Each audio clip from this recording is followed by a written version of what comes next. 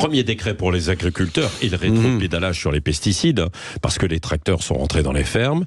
La colère s'est un peu estompée, et ces 2 premiers décrets d'aide aux paysans publiés donc ce week-end au journal officiel. Absolument, 2 décrets publiés dans la foulée du retrait des tracteurs qui bloquaient les autoroutes. Premier décret au journal officiel.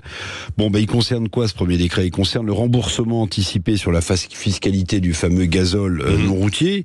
Et puis il concerne aussi, ça c'était un point très attendu, le renoncement de la hausse progressive de la fiscalité sur ce gazole qu'utilisent les agriculteurs. Deuxième décret très attendu aussi, surtout par les éleveurs bovins, qui ont été touchés, en tout cas leur cheptel, par une maladie hémorragique, vous vous en souvenez.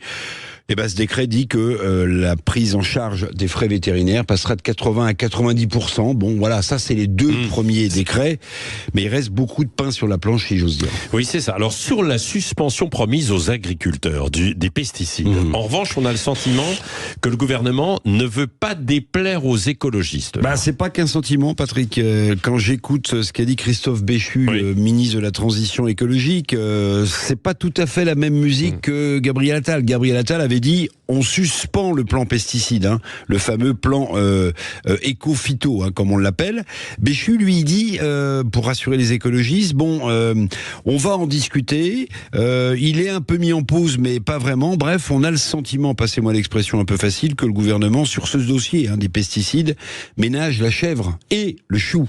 Une sorte de en même temps malvenu à mon avis, parce que la colère des agriculteurs est toujours bien palpable. C'est pas parce qu'ils sont rentrés dans leur ferme qu'ils n'ont plus de problème. Bon, le chéquier a été sorti, mais on a l'impression quand même que sur le long terme, notre agriculture reste dans le brouillard. Chéquier, sorti, 400 millions d'aides.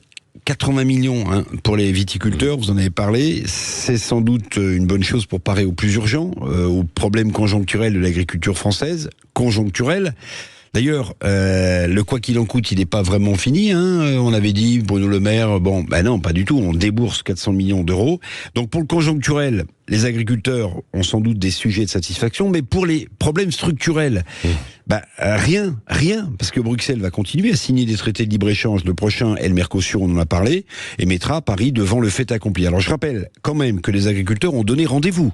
Ils ont donné rendez-vous au gouvernement et au président de la République, au Salon de l'Agriculture, qui commence le 24 février prochain à Paris.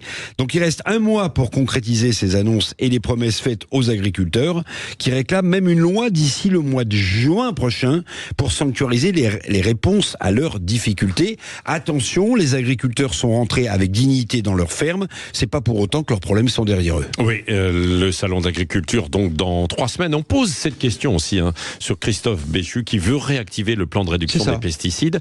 Est-ce qu'il a raison, le gouvernement ? Vous dites non à 57%. Il ménage la chèvre et le chou, on est dans le en même temps toujours, Patrick. Et vous l'entendrez dans le journal de 8h tout à l'heure, un reportage avec les apiculteurs du côté de la Provence, où eux, évidemment, ils font leur miel de façon traditionnelle.